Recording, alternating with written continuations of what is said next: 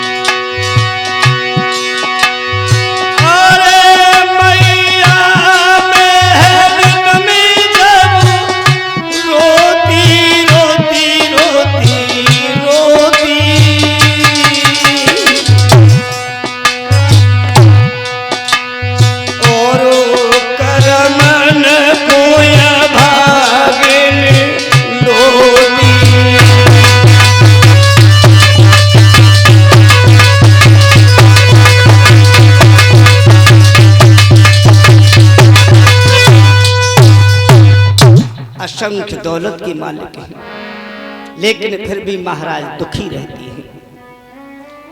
एक दिन महाराज उत्तानपाद राज्यसभा में बैठे हैं, सभा को संबोधित कर रहे थे,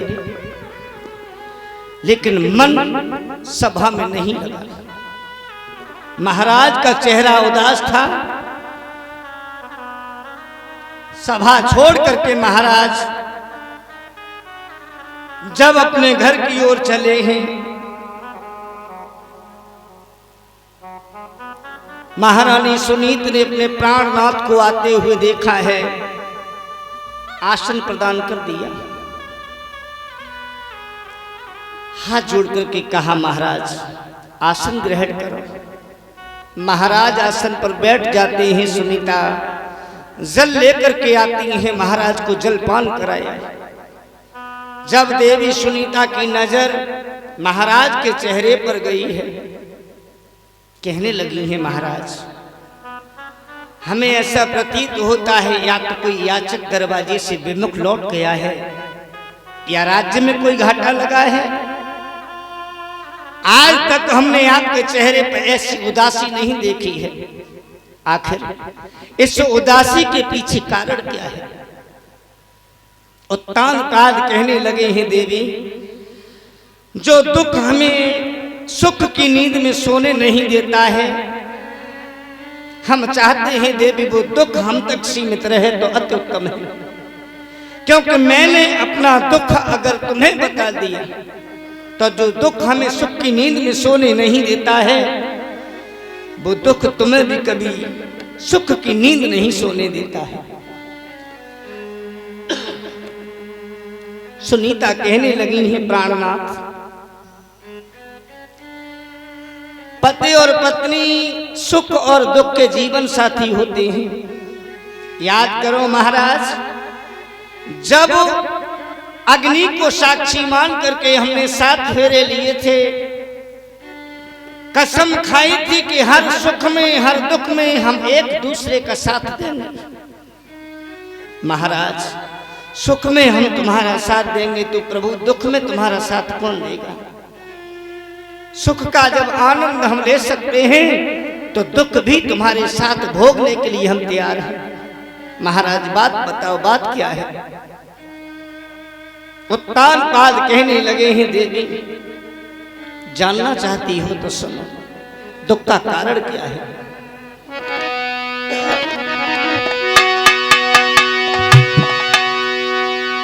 इतने दिन न संतान भई,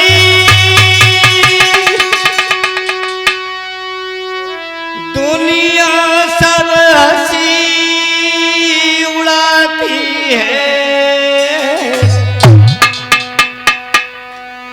महाराज निबल कहलाते हैं या रानी बाज कहाती है।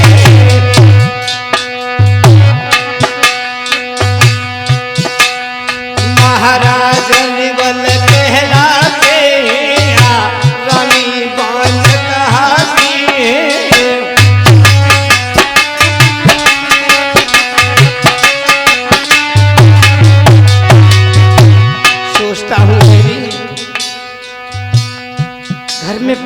जन्म नहीं हुआ है। ये यश और बेहोश किसके लिए है? हम मरेंगे, ये शरीर शांत होगा, कौन अर्थी को कंधा देगा, कौन मेरी अर्थी को मरघट तक पहुंचाएगा?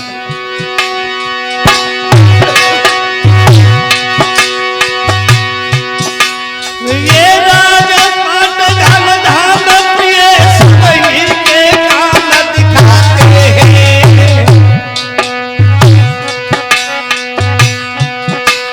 एक पुत्र रतन के बिना नारी रतन शोभा पाते।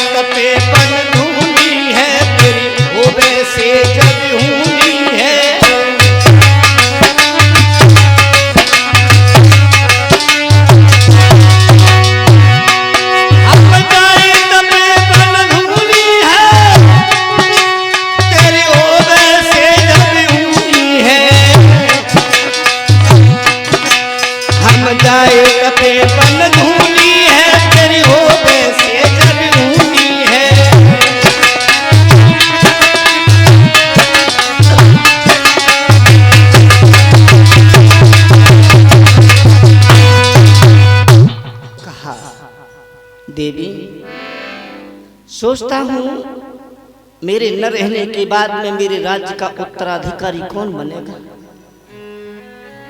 सोचता हूँ मेरा शरीर शांत होगा, कौन मेरी अर्थी को कंधा देकर के मरघट तक पहुंचाएगा, कौन मेरा अंत्येष्टि संस्कार करेगा। देवी, महारानी सुनीत की आंखों से आंसू का सागर हिलोर भर के उमड़ पड़ा। कहने लगी है, प्राणनाथ, मैं एक बांझ नारी हूं और बांझ नारियां कभी संतान को जन्म नहीं दे सकती हैं। ये मेरे बस की बात नहीं नाथ। देवी सुनीत महाराज उत्ताल काल से रो करके कहती हैं, प्राणनाथ क्षमा कर देना, हम संतान उत्पन्न नहीं कर सकते हैं। बोलिए।